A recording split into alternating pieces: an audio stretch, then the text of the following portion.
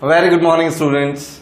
In class 11th economics, we have discussed about the law of diminishing marginal utility. In this video, we will talk about the consumer equilibrium. Very much important topic, not only for this class, but for the upcoming classes. आप जितनी भी levels पर पढ़ेंगे वहां पर भी ये topics पूछे जाना है. हो सकता है कार्डिनल, हो सकता है ऑर्डिनल अप्रोच हो, लेकिन आएगा जरूर. Consumer equilibrium.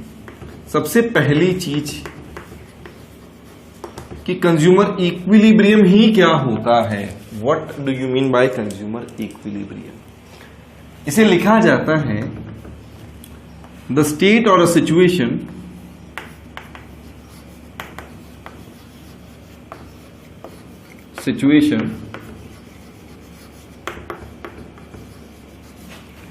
where a consumer gets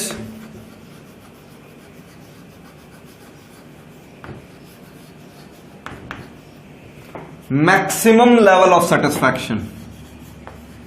Maximum level of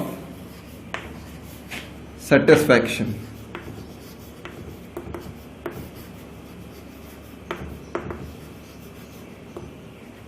ठीक है, पहला पॉइंट यहां तक. Where a consumer gets maximum level of satisfaction, wants to retain in that condition, wants to retain in that condition.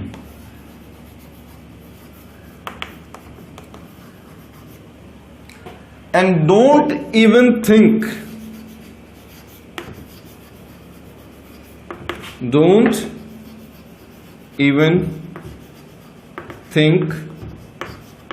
to change the allocation of his given income.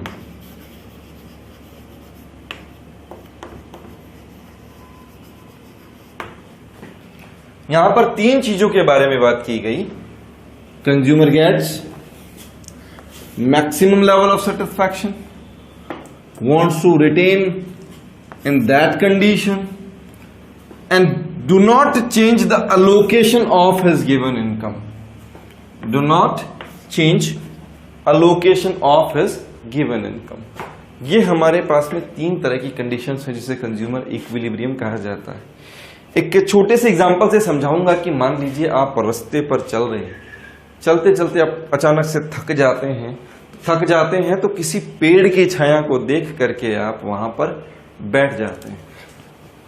धूप में जब उस पेड़ की छाया आपको मिलेगी, बड़ा सुकून मिलेगा, आप वहां पर बैठ जाएंगे. तो वो जो सेटिस्फैक्शन लेवल मिलेगा, which is offering you maximum level of satisfaction in this circumstance, उस स्थिति में आपको वो सबसे ज्यादा संतुष्टि देता है. और फिर वहां से आपका उठने का मन नहीं करेगा, आप चाहेंगे कि भैया वहीं बैठे रहें. This is the condition of consumer equilibrium. लेकिन यहां पर तो भैया पैसे का काम नहीं था, बिना पैसे का काम था. अब पैसे वाला काम करते हैं, क्योंकि यहां पर अपने को अलोकेशन ऑफ इनकम के बारे में भी बात करनी है. आप किसी जगह पर किसी फूड कोर्ट में खाना खाने के लिए जाते हैं, आप अपने चॉइस के हिसाब से खाने को ऑर्डर करते हैं. खाने को ऑर्डर करने के बाद में आप तब तक खाएंगे जब तक आपका पेट नहीं भर जाता. जैसे ही आपका पेट भर जाता है, उसके बाद आप उस पर पैसा खर्च करना नहीं चाहेंगे. यानी कि अब आप अपने बजट अलोकेशन के बारे में बात करें तो आप बजट को वहीं पर रेस्ट्रिक्ट कर लेंगे, उसमें किसी तरह का चेंज नहीं करेंगे. पेट भर जाने के बाद में आप कई बार कहते हैं आहा मजा आ गया. That in that condition you want to retain in the same situation. आप उसी सिचुएशन में बने रहना चाहते हैं. जब मजा आ गया, इसका मतलब you are enjoying that situation, and this situation is offering you maximum level of satisfaction. तो इसी तरह की स्थिति को क्या कहा जाता है? कंज्यूमर इक्विलिब्रियम कहा जाता है. हमें यहां कंज्यूमर इक्विलिब्रियम दो रेफरेंसेस में पढ़ना है. एक पढ़ना है सिंगल कमोडिटी केस में,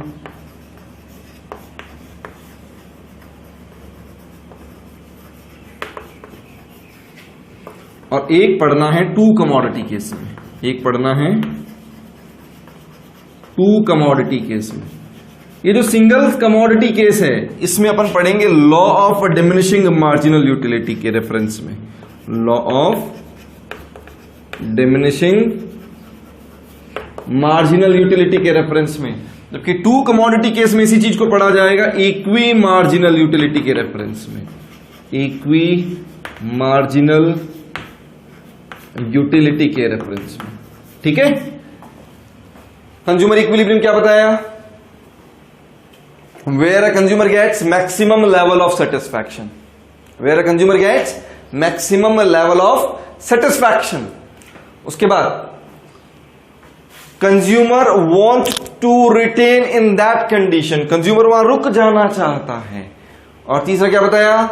consumer don't even think to change the allocation of his given income, वो अपने इनकम के अलोकेशन को बांटने के बारे में सोचता तक नहीं है, यानी कि इनकम अलोकेशन को चेंज किया जाए इसके बारे में वो सोचेगा भी नहीं।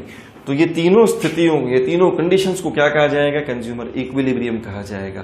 कंज्यूमर इक्विलिब्रियम हम दो रेफरेंसेस में यहां पर पढ़ रहे हैं, यानी यूटिलिटी एनालिसिस में कार्डिनल अप्रोच में, यूटिलिटी एनालिसिस कार्डिनल अप्रोच में हम इक्विलिब्रियम यानी कंज्यूमर इक्विलिब्रियम को दो रेफरेंसेस में पढ़ते हैं। एक पढ़ते हैं सिंगल कमोडिटी केस, एक पढ़ते हैं टू कमोडिटी केस, यानी कि इन दोनों ही केसेस में सेटिस्फैक्शन को मेजर किया जा सकता है, क्वांटिटेटिव टर्म में मेजर किया जा सकता है। ठीक है, चले आगे। अब बात करते हैं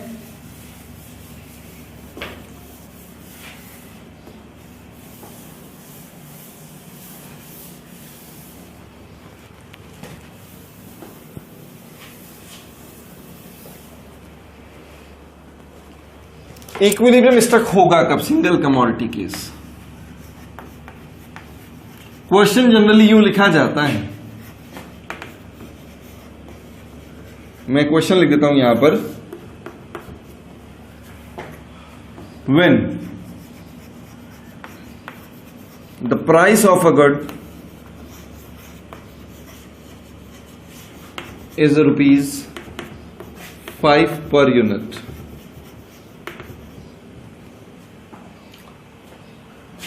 and MU यानी कि marginal utility derived by the 4th unit of a good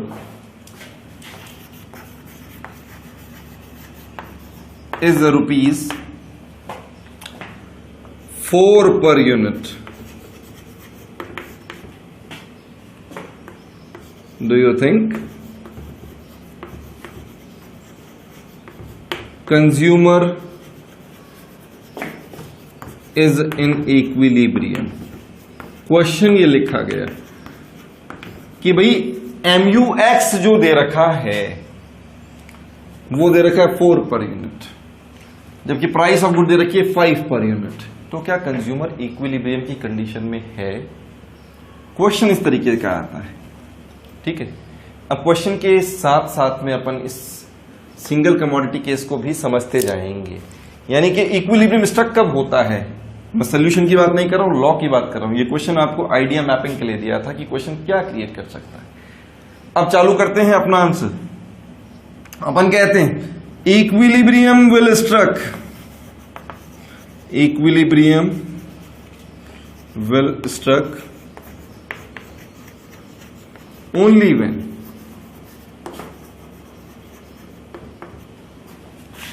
MUX upon PX become equal to MUM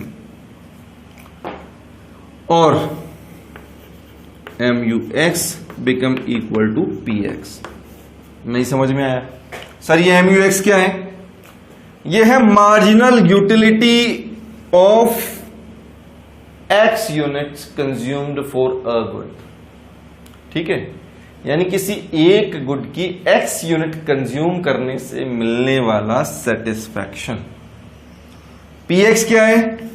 उसी गुड की प्राइस X गुड का MU मार्जिनल यूटिलिटी और X गुड की प्राइस। MUM क्या है? ये है मार्जिनल यूटिलिटी ऑफ मनी। ये क्या है? Marginal utility of money. इसे वर्थ ऑफ अ रुपी कहा जाता है, एक पैसे की कीमत कहा जाता है। पैसे की कीमत क्या होती है? हम पैसा खर्च करने से पहले उस पैसे की कीमत का अंदाजा रखते हैं। कैसे रखते हैं सोचिएगा। मान लीजिए कि आप बाजार में कचौरी खाने के लिए जाते हैं। जब आप बाजार में कचौरी खाने के लिए जाएं और वो अगर आपसे 50 या 60 रुपए मांगे तो आप क्या बोलेंगे? इतना?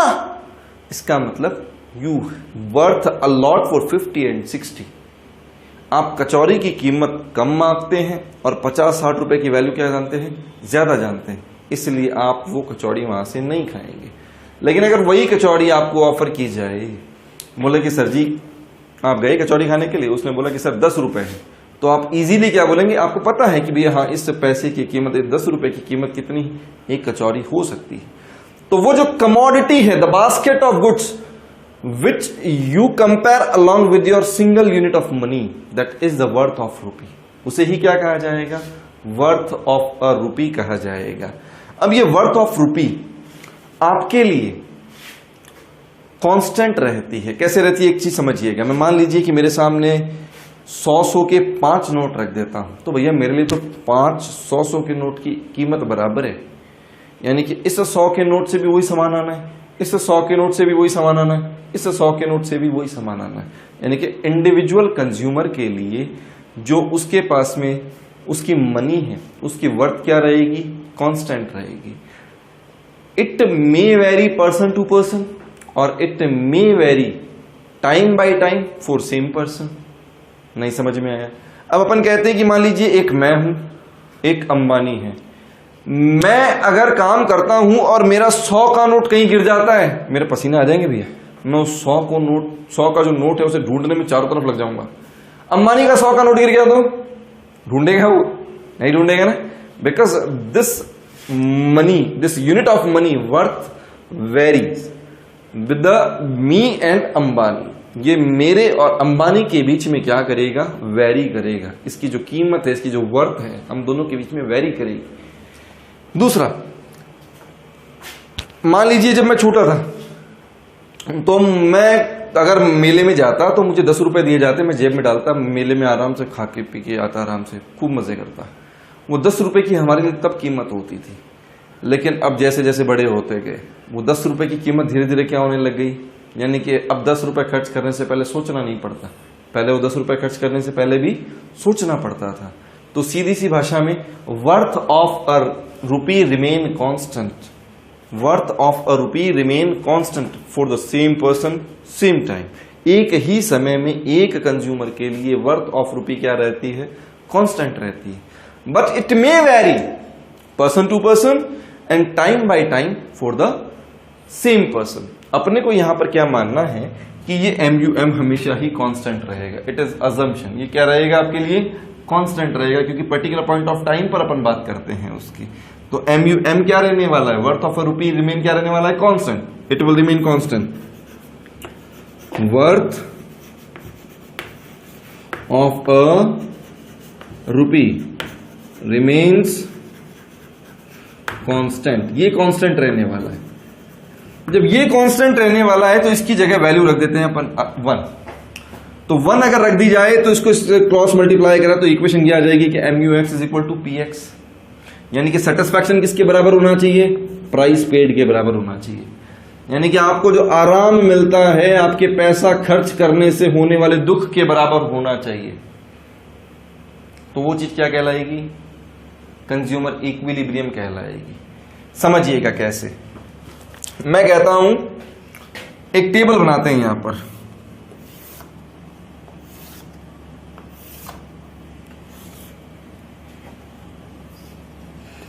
ये PX है, MUX है, ये आपके पास में यूनिट्स है 1 2 3 4 5। PX मान लेते हैं 5 कांस्टेंट है, और ये मान लेते हैं